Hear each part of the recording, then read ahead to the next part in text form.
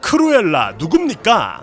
101마리 강아지의 가죽을 오도독 파밍해가지고 옷을 해입겠다라고 한 극한의 컨셉충 빌런.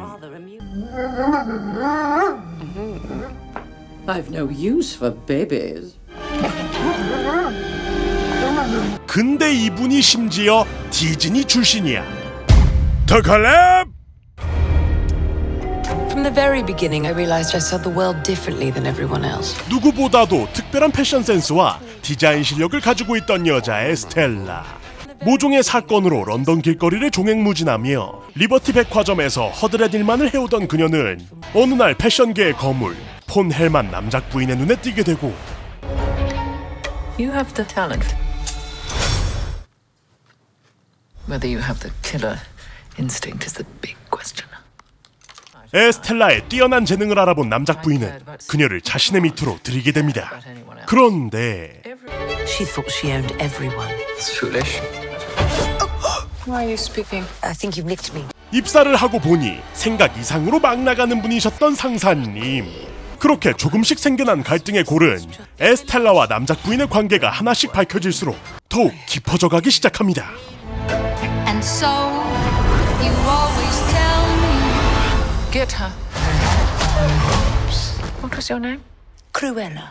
그렇게 신분을 숨긴 채 에스텔라가 아닌 크루엘라라는 이름으로 남작 부인에게 도전을 하게 된 주인공. She stole my dogs. What fun that They is. give me or her.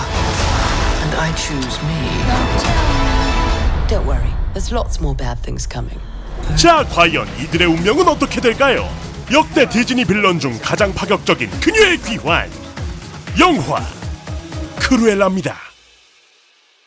자, 바쁘신 분들을 위해 스포 없는 4줄 요약 한번 하고 가실게요. 엠마스톤 화보집이고요. 엠마스톤 팬이면 무조건 보시고요. 의상팀 열일했고요. 스토리는 좀 아쉽습니다. 약한 스포일러 포함되어 있사오니 원치 않으신 분들은 영화 관람 후에 영상 시청해 주시고요. 리뷰 바로 시작하도록 하겠습니다. 엠마스톤, 엠마 톰슨, 쌍엠마 101마리 달마시안이라는 클래식 명작, 그리고 디즈니에서 힘 빡 주고 있는 실사화, 요 3개의 삼위일체. 야, 이게 실패할 수가 있나? 오, 있었는데. 어쨌든 본격적인 이야기를 시작하기 전에 배경적인 부분을 말씀드리면, 이번 영화 1961년에 개봉했던 클래식 애니메이션 속 빌런을 주인공으로 한 스핀오프 프리퀄 영화인데요. 당시 전작이었던 잠자는 숲속의 공주가 역대급 제작비에도 불구하고 흥행 기록을 폭삭 말아먹어버리면서 디즈니 애니메이션 부서의 구조조정 및 해체설까지 나돌았었지요. 이 절체절명의 구렁텅이에서 디즈니에게 산소호흡기를 대준 작품이 바로 101마리 달마시안. 마블로 따지자면 아이언맨 1과 비슷한 포지션에 있는 애니메이션이라고 할 수 있겠습니다. I am Iron Man. 최근 개봉했던 디즈니의 실사화 영화들은 안타깝게도 좋은 평가를 받고 있지 않습니다. 알라딘, 라이온킹, 말레피센트2, 뮬란. 알라딘 정도를 제외하고는 죄다 여러모로 성대하게 파멸을 맞은 작품들이지요. 그리고 바로 앞에 가던 뮬란이 역대급으로 접촉사고를 낸 시점에서 크루엘라는 출발하게 되는 겁니다.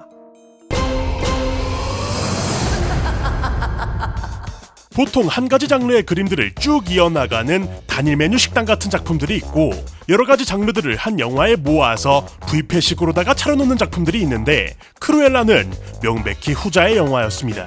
캐릭터 자체가 워낙 여러 매력을 가지고 있기에 더더욱 그러했다고 보여지는데, 예시로 다른 영화들을 몇 작품 가져오자면 매운맛 나는 악마는 프라다를 입는다, 절반 이상 희석한 조커, 더 희석한 아이토니아, 마술 없는 나우 유시미, 등을 이래저래 섞어놓은 느낌이었습니다. 이러니 당장 표면적인 부분에 있어서는 나쁘지 않은 작품이었다고 생각해요. 엠마 스톤, 엠마 톰슨, 쌍엠마. 연기는 뭐 말해 뭐해. 크루엘라라는 캐릭터의 색이 너무나도 뚜렷하다 보니 눈에 잘 안 띌 수도 있지만, 엠마 톰슨 배우의 이야기를 먼저 하자면 쉴 새 없이 바뀌는 패션 트렌드에 맞춰 이를 선도하되 고지식함은 결코 버리지 못하는, 그럼에도 절대 그 선두를 내어주지 않으려는 기성세대 캐릭터 남작 부인. 항시 시퍼렇게 날이 서린 듯한 인물을 너무도 완벽하게 소화해냈다고 생각합니다. 아니 당연하지 뭐 집안에 트로피가 몇 갠데 듣기로는 이분 오스카상 2개 받은 걸 화장실에다가 전시해놨다잖아요. 그 명배우 타이틀이 아무한테나 붙는 게 아니거든. 그녀의 대적자이자 주인공 크루엘라 역의 엠마 스톤. 제가 엔간하면 배우의 비주얼 이야기는 리뷰에서는 길게 잘 안 하는데 솔직히 미쳤어요. 야 이게 사람 외모인가 뭐지 CG인가? 이 영화 CG는 구려요. 아니 뭐지 너무 아름다운데 너무 이쁜데 너무 멋있는데 과장하면 이게 영화 관람에 방해가 될 정도예요.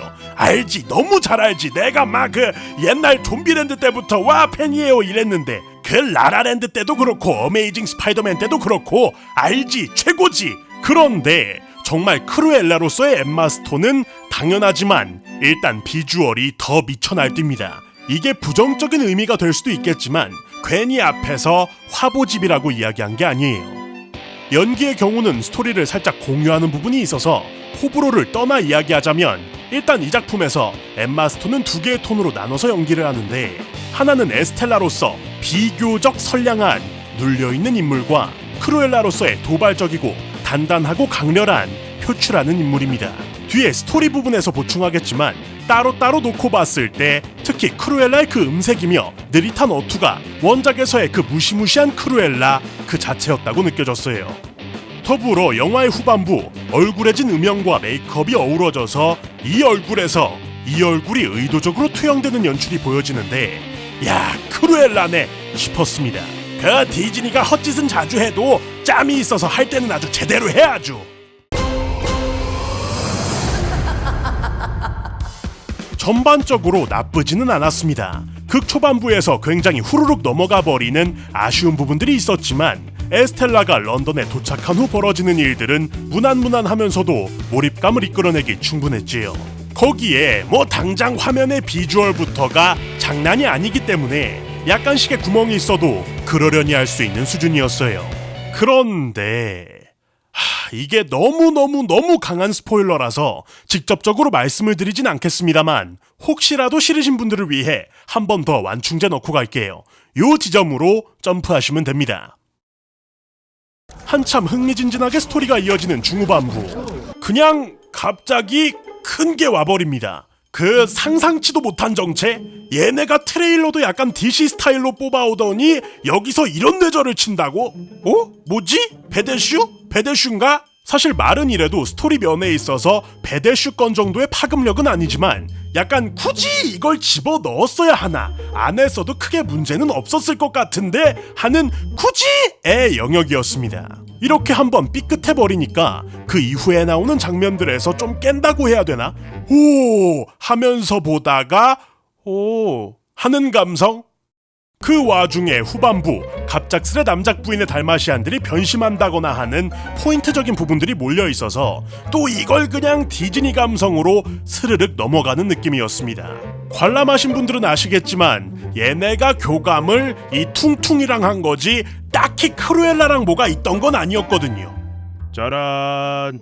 더불어 앞서 말한 에스텔라와 크루엘라의 경계선에 대한 문제도 있는데 이게 다중인격이나 이런 게 아니라 단순히 본캐와 부캐 같은 개념이었거든요. 에스텔라와 크루엘라를 오가는 그 지점에서 뭔가 좀 자기적이라고 해야 될까? 이게 영어니까 우리가 캐치를 못하는 것도 있겠는데 거의 그냥 이렇게 편하게 말하다가 갑자기 목소리 싹 바꾸고 어투까지 꾸며서 말하는 거랑 다를 게 없는 것 아닌가 하는 생각이 들었습니다. 심지어 극 중에서 말투가 왜 그러냐는 언급도 나오지요. 차라리 뭐 완전히 다른 인격이라거나 파급력을 위해서 대외적으로만 그렇게 한다까지였으면 모르겠는데 제가 때가 묻어버린 건지 그 주변인들한테까지 컨셉질하다가 갈등 빚는 거 보면 참 그 말로 형용할 수 없는 짠함을 느꼈습니다. 이게 의도한 거였으면 그나마 좋겠는데 뭐 마지막까지 유지하는 걸로 봐서는 아닌 걸로. 파격적인 빌런인 만큼 충분히 더 매력적이고 잘 어울리는 요소들을 넣을 수 있었다고 생각하는데 뭐 12세 관람 가니까 어쩔 수 없지. 그래도 디즈니인데 이 정도면 충만한 거요 아주. 짜란. 정리하면 분명 전반적인 스토리는 무난무난하고 나쁘지 않았으나 갑자기 마지막에 발을 헛디뎠다. 그리고 드문드문 구멍이 있었다. 15세 관람가 베놈과 비슷한 느낌의 아쉬움이 있다 정도로 정리할 수 있겠네요. 여기서부턴 부가적인 요소들이니 빡빡하게 가겠습니다. 템포 따라오세요.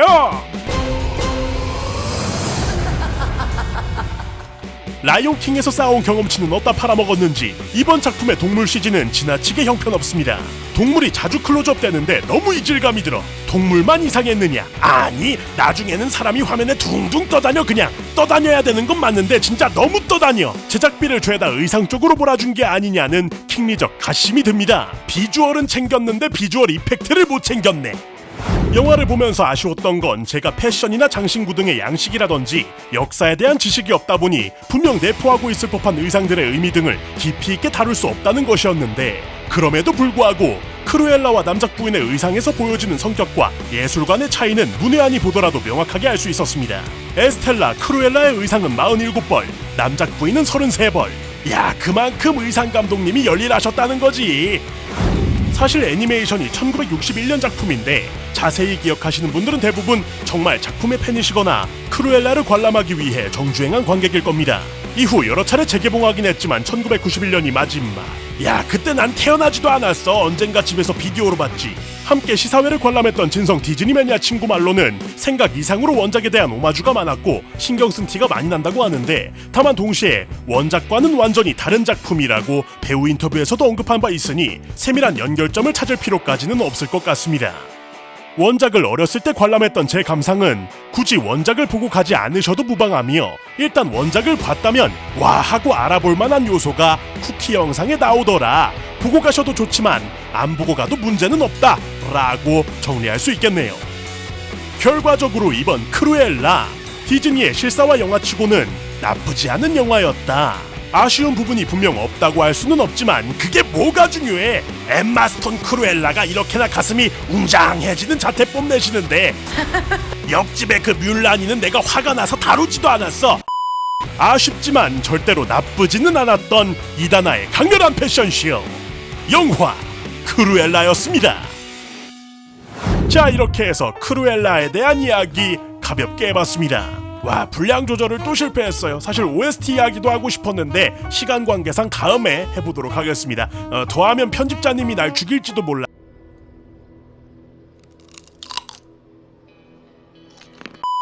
아마 영화를 직접 보신 분들이 아니라면 이해가 안 가실 이야기들이 있을 텐데, 자세한 내용이 궁금하시다면 지금 바로 극장에서 관람하실 수 있으니 마스크 단단히 착용하시고 다녀오시면 좋을 것 같습니다.